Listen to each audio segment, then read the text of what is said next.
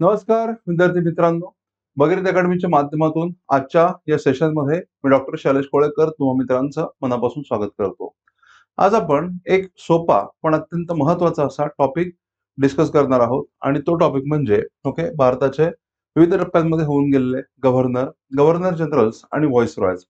तसं बघितलं तर हा टॉपिक सोपा आहे, पण लक्षात घ्या की काही ठिकाणी कन्सेप्च्युअल अंडरस्टँडिंगचा थोडासा अभाव असल्यामुळे बऱ्याचदा या टॉपिकच्या निगडीत जे काही क्वेश्चन एमपीएससी कडून विचारले जातात त्याच्यामध्ये बऱ्याचदा मुलांचा गोंधळ उडतो आणि क्वेश्चन हे चुकतात आणि ते होऊ नये आणि म्हणून एकदम सोप्या शब्दामध्ये आपल्याला हा टॉपिक थोडक्यामध्ये कव्हर करायचा आहे. लक्षात घ्या, अत्यंत महत्वाचा असा हा टॉपिक आहे. वेगळ्या टप्प्यामधले गव्हर्नर, गव्हर्नर जनरल आणि व्हाईसरॉय. ठीक आहे, तर हा मुद्दा समजून घ्या. या ठिकाणी एक महत्वाची संकल्पना मी तुम्हाला समजावून सांगायचा प्रयत्न करतो. या ठिकाणी आपण एक स्केच या ठिकाणी बनवलेलं आहे, एक ग्राफ बनवलेला लक्षात घ्या, ज्याच्यामध्ये वेगवेगळ्या टप्प्यांमध्ये कोण कोण गव्हर्नर होतं, गव्हर्नर जनरल होतं, व्हायसरॉय होतं. आणि त्याच्यानंतर मग भारताचे राष्ट्रपती. हे ट्रान्झिशन कसं झालं बंगालच्या गव्हर्नर पासून ते भारताचे प्रथम राष्ट्रपती, हे जे ट्रान्झिशन होतं हे कसं झालं याची चर्चा आता आपल्याला एकदम ब्रीफ मध्ये करायची आहे, हे लक्षात घ्या. मग हे समजून घेत असताना पहिल्या टप्प्यामध्ये काही महत्वाच्या गोष्टी मी तुम्हाला सांगतो, हे समजून घ्या. आपल्याला काय माहिती आहे, आपल्याला हे माहिती लक्षात घ्या की सुरुवातीच्या टप्प्यामध्ये आपल्याला असं दिसतं, एकदम सुरुवातीला लक्षात घ्या, एकदम सुरुवातीला ब्रिटिश ईस्ट इंडिया कंपनीचं भारतामधलं जे काही व्यापारी अस्तित्व होतं, लक्षात घ्या, ब्रिटिश ईस्ट इंडिया कंपनीचं भारतामधलं जे काही व्यापारी अस्तित्व होतं ते साधारणतः 3 प्रेसिडेन्सीज मध्ये विभागलं गेलं होतं. हे समजून घ्या. म्हणजे बंगाल प्रांतांमधल्या प्रेसिडेन्सीज, त्यानंतर मद्रास प्रांतामधल्या प्रेसिडेन्सीज आणि त्याच्यानंतर मग मुंबई प्रांतामधल्या प्रेसिडेन्सीज. हा मुद्दा समजून घ्या. म्हणजे ईस्ट इंडिया कंपनीचं भारतामधलं जे काही व्यापारी अस्तित्व, व्यापारी साम्राज्य होतं त्याच्या आपल्याला 3 भाग दिसतात, 3 प्रेसिडेन्सीज दिसतात. हे 3 प्रेसिडेन्सीज म्हणजे लक्षात घ्या, बंगाल, त्यानंतर बॉम्बे, बंगाल, बॉम्बे आणि मद्रास. तर कालांतराने आपल्याला काय दिसतं ही प्रक्रिया समजून घ्या. आणि प्रत्येक प्रेसिडेन्सीच्या प्रमुखाला गव्हर्नर असं म्हटलं जायचं, जसं की governor of Bombay, governor of Madras आणि गव्हर्नर ऑफ बेंगॉल. म्हणजे प्रत्येक प्रेसिडेन्सी प्रमुखाला गव्हर्नर असं म्हटलं जातं. तर कालांतराने काय झालं लक्षात घ्या, कालांतराने आपल्याला काय दिसतं की हळूहळू आता ब्रिटिश सत्तेचं रूपांतर, ब्रिटिश व्यापारी अस्तित्व जे होतं हे एक व्यापारी संस्था आता राजकीय सत्तेमध्ये रूपांतरित व्हायला सुरुवात झाली होती. आणि या प्रक्रियेची सुरुवात आपल्याला माहिती आहे, लक्षात घ्या की 1757च्या प्लासीच्या युद्धानंतर आपल्याला काय दिसतं, या व्यापारी संस्थेचं रूपांतर एका राजकीय सत्तेमध्ये होण्याची प्रक्रिया सुरू झाली होती. आणि मग ह्या राजकीय सत्तेची जेव्हा प्रक्रिया सुरू झाली, राजकीय सत्ता निर्मितीची प्रक्रिया सुरू झाली, हळूहळू केंद्रीकरणाची वृत्ती देखील दिसून येते. आणि आपल्याला काय दिसतं, एक एकसंध अशा घटकाची निर्मिती होताना आपल्याला दिसते. लक्षात घ्या. मग या ठिकाणी आपल्याला काय दिसतं, समजा हा बंगालचा जो गव्हर्नर होता, त्यानंतर मुंबईचा गव्हर्नर आणि मद्रासचा गव्हर्नर. तर बंगालचा गव्हर्नर, मुंबईचा गव्हर्नर आणि मद्रासचा गव्हर्नर यांना बंगालच्या गव्हर्नरच्या आधिपत्याखाली आणलं गेलं आणि म्हणून त्याला गव्हर्नर जनरल असं म्हटलं गेलं होतं. तर हा जो प्रवास आहे आणि कालांतराने भारताचा एक एक एकसंध राजकीय प्रशासकीय असं एक सामाजिक युनिट तयार केलं गेलं. ही प्रक्रिया नेमकी कशी झाली हे आपण थोडक्यामध्ये बघूया. आता झालं काय होतं ते लक्षात घ्या की हा जो बंगालचा गव्हर्नर होता, म्हणजे मी जसं तुम्हाला सांगितलं की काय होतं की 3 प्रेसिडेन्सीज होत्या आणि प्रत्येक प्रेसिडेन्सीच्या प्रमुखाला गव्हर्नर असं म्हटलं जायचं. याच्यापैकी ही जी बंगालची प्रेसिडेन्सी आहे, लक्षात घ्या, याच्यापैकी जी बंगालची प्रेसिडेन्सी आहे त्या संदर्भात आपल्याला काय दिसतं, तर लक्षात घ्या, 1765 मध्ये, कधी सांगितलं मी तुम्हाला, तर 1765 मध्ये आपल्याला काय दिसतं की 1765 मध्ये अलाहाबादचा तह झाला होता. बरोबर आहे की नाही? 1765 मध्ये अलाहाबादचा तह झाला होता. आणि या अलाहाबादच्या तहाच्या पाठीशी काय होतं, तर 1764 बक्सारचं युद्ध होतं. आणि या अलाहाबादच्या तहाने काय केलं होतं लक्षात घ्या, या अलाहाबादच्या तहाने लक्षात घ्या की बंगालमधील ईस्ट इंडिया कंपनीचा जो गव्हर्नर होता, लक्षात घ्या, बंगालमधील ईस्ट इंडिया कंपनीचा जो गव्हर्नर होता, EIC चा गव्हर्नर जो होता, लक्षात घ्या, बंगालमधील ईस्ट इंडिया कंपनीचा जो गव्हर्नर होता, त्याच्याकडे दिवाणी अधिकार सोपवले होते, ते लक्षात घ्या. दिवाणी अधिकार सोपवले, त्याच्याकडे दिवाणी अधिकार सोपवले. त्याच्यामुळे काय झालं, आता तो एक प्रशासकीय काय म्हणू आपण त्याला की पद त्याला मिळालेलं आहे. तो ईस्ट इंडिया कंपनीचा जो बंगालचा गव्हर्नर होता, म्हणजे बंगालमधल्या ईस्ट इंडिया कंपनीचा व्यापार सांभाळणे त्याचं काम होतं. आता तो बंगालचा महसूल सुद्धा गोळा करण्याचा अधिकारी बनला होता, लक्षात घ्या. आणि मग आपण काय बोललो 1765च्या अलाहाबादच्या तहाने बंगालमधील ईस्ट इंडिया कंपनीच्या गव्हर्नरकडे दिवाणी अधिकार सोपवले होते. म्हणजे एक राजकीय प्रशासनिक पद किंवा जबाबदारी मिळण्याच्या प्रक्रियेची ही सुरुवात होती आणि याला आपण 1765ची दुहेरी व्यवस्था असं म्हणतो. आता ही जी प्रक्रिया लक्षात घ्या, हे 1772 पर्यंत चाललं आणि 1772 मध्ये आपल्याला काय दिसतं, हे दिवाणी अधिकार तर कायम राहिले, पण त्याचबरोबर त्याच्याकडे कायदा सुव्यवस्था म्हणजे फौजदारी अधिकार सुद्धा त्याला प्राप्त झाले, तर लक्षात घ्या. 1765 मध्ये दिवाणी अधिकार, तर 1772 मध्ये त्याला तर फौजदारी अधिकार सुद्धा प्राप्त झाले. आणि ह्याच्या परिणामी आता काय झालं, लक्षात घ्या, याच्या परिणामी आता ईस्ट इंडिया कंपनीचा बंगालमधला जो गव्हर्नर होता, आता तो बंगालचा सर्वोच्च शासक बनला. कळतंय का मला काय सांगते? आता बघा, कंपनीचा ईस्ट इंडिया कंपनीचा बंगालमधील जो प्रशासक होता, म्हणजे गव्हर्नर होता, आता हा बंगालचा सर्वोच्च शासक बनला. बंगालचा एक प्रकारे सर्वोच्च प्रशासक बनला आणि म्हणून त्याला काय नाव मिळालं, आणि म्हणून त्याला म्हटलं गेलं बंगालचा, लक्षात घ्या, त्याला म्हटलं गेलं बंगालचा गव्हर्नर जनरल. हा मुद्दा समजून घ्या, बंगालचा गव्हर्नर जनरल असं त्याला म्हटलं गेलं. आणि म्हणून त्याच्या नामावलीमध्ये बदल केला गेला आणि या ठिकाणी तुम्ही बघाल, या ठिकाणी काय होतं, आणि मग हा जो बदल केला गेला 1772 मध्ये, या बदलाला 1773च्या रेग्युलेटिंग ऍक्ट मध्ये त्याच्यावर शिक्कामोर्तब करण्यात आलं होतं. 1773चा नियामक कायदा, 1773च्या नियामक कायद्यामध्ये या बदलावर शिक्कामोर्तब केलं गेलं. आणि म्हणून आपण काय म्हणतो बघा, 1773 मध्ये काय झालं, 1773 मध्ये बंगालचा गव्हर्नर हा बंगालचा गव्हर्नर जनरल बनला. बरोबर आहे का? बघा काय बोललो आपण 1773 मध्ये, लक्षात घ्या, 1773 मध्ये बंगालचा जो गव्हर्नर होता, आता तो कोण बनलेला आहे, बंगालचा गव्हर्नर जनरल बनलेला आहे. राईट. बघा, म्हणून बंगालचा गव्हर्नर आता बंगालचा गव्हर्नर जनरल बनलेला आहे. बंगालचा गव्हर्नर जनरल बनला.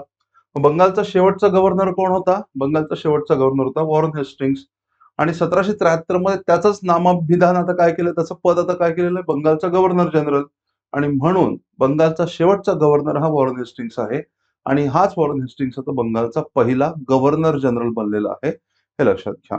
हा मुद्दा आपल्यासाठी महत्वाचा. जो बंगालचा गव्हर्नर म्हणून इतके दिवस ओळखला जात होता, तो आता बंगालचा गव्हर्नर जनरल बनला. आणि दोन्ही पद एकाच माणसाकडे, कारण 1773चा रेग्युलेटिंग ऍक्ट ज्यावेळेला आला त्याला वॉरेन हेस्टिंग्स हा बंगालचा गव्हर्नर होता, तो आता बंगालचा गव्हर्नर जनरल बनला. आता लक्षात घ्या. आता आपल्याला काय दिसतं की आता हा बंगालचा गव्हर्नर जनरल बनला, म्हणजे बंगालचा तो सर्वोच्च प्रशासक बनलेला आहे. आता याच टप्प्यामध्ये जसं मी तुम्हाला हा मुद्दा सांगितला होता, लक्षात घ्या, कोणता मुद्दा, तर ही प्रक्रिया. आपल्याला काय दिसतं, सुरुवातीला आपल्याला काय दिसतं, सुरुवातीला मुंबई, बॉम्बे, कलकत्ता आणि मद्रास या 3 प्रेसिडेन्सीज एकमेकांपासून वेगळ्या आहेत. पण हळूहळू काय व्हायला लागलं, बंगालच्या नेतृत्वाखाली किंवा बंगालच्या गव्हर्नर जनरलच्या नेतृत्वाखाली बॉम्बेचा गव्हर्नर आणि मद्रासचा गव्हर्नर यांना आणलं जाण्याची प्रक्रिया सुरू झाली. म्हणून याला असं म्हटलं जातं, लक्षात घ्या, 1773चा जो नियामक कायदा आहे, लक्षात घ्या, 1773च्या नियामक कायद्याने एक प्रक्रिया सुरू केली होती, लक्षात घ्या. आणि ती प्रक्रिया कोणती होती, केंद्रीकरणाची प्रक्रिया. म्हणजे काय, बंगालच्या गव्हर्नर जनरलच्या नेतृत्वाखाली, लक्षात घ्या, केंद्रीकरणाची प्रक्रिया सुरू केली असं आपण म्हणतो. आणि म्हणजे थोडक्यात बंगालच्या गव्हर्नर जनरलला मुंबई आणि मद्रासच्या गव्हर्नरवर अधिकार देण्याची प्रक्रिया सुरू झाली होती. आणि ही प्रक्रिया त्याच्या सर्वोच्च अवस्थेला कधी पोहोचली होती, लक्षात घ्या, त्याच्या सर्वोच्च अवस्थेला पोहोचली होती. ती म्हणजे 1833चा जो सनदी कायदा होता, चार्टर ऍक्ट. 1833चा जो सनदी कायदा होता, त्या दरम्यान ही केंद्रीकरणाची वृत्ती ही सगळ्यात जास्त त्याच्या काय म्हणून आपण त्याला कल्बिनेशनला पोहोचली होती, त्याच्या कळसाला पोहोचली होती. आणि म्हणून आपल्याला काय दिसतं, 1833च्या कायद्याने काय बदल केला, मग 1833च्या कायद्याने असं सांगितलं की इथून पुढे, लक्षात घ्या, इथून पुढे बंगालचा गव्हर्नर जनरल हा भारताचा गव्हर्नर जनरल म्हणून ओळखला जाईल. मग यांनी काय बदल केला, लक्षात घ्या, यांनी असं सांगितलं की इथून पुढे बंगालचा गव्हर्नर जनरल हा लक्षात घ्या, भारताचा गव्हर्नर जनरल म्हणून ओळखला जाईल. मग साहजिकच आपल्याला काय दिसतं, मग आता बघा, 1833चा सनदी कायदा जेव्हा आला, त्यावेळेला बंगालचा गव्हर्नर जनरल कोण होता, विल्यम बेंटिक. आणि त्यालाच आता भारताचा गव्हर्नर जनरल बनवलेला आहे. आणि म्हणून विल्यम बेंटिक हा बंगालचा शेवटचा गव्हर्नर जनरल ठरतो आणि तोच भारताचा पहिला गव्हर्नर जनरल ठरतो, हे लक्षात घ्या.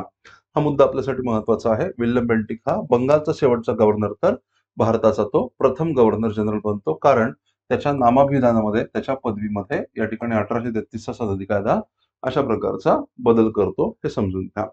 आता पुढे काय झालं? आता पुढे काय झालं लक्षात घ्या, की भारताचा गव्हर्नर जनरल, आता हा महत्वाचा मुद्दा तुम्हाला लक्षात ठेवायचा आहे. भारताचा गव्हर्नर जनरल हे पद 1833च्या कायद्यात निर्माण झालं आणि भारताचं गव्हर्नर जनरल हे पद, लक्षात घ्या, आपलं संविधान, ओके, आपलं संविधान अंमलात येईपर्यंत, ओके, हे अस्तित्वात होतं. कारण लक्षात घ्या, की भारताचं गव्हर्नर जनरल म्हणजे कोण आहे?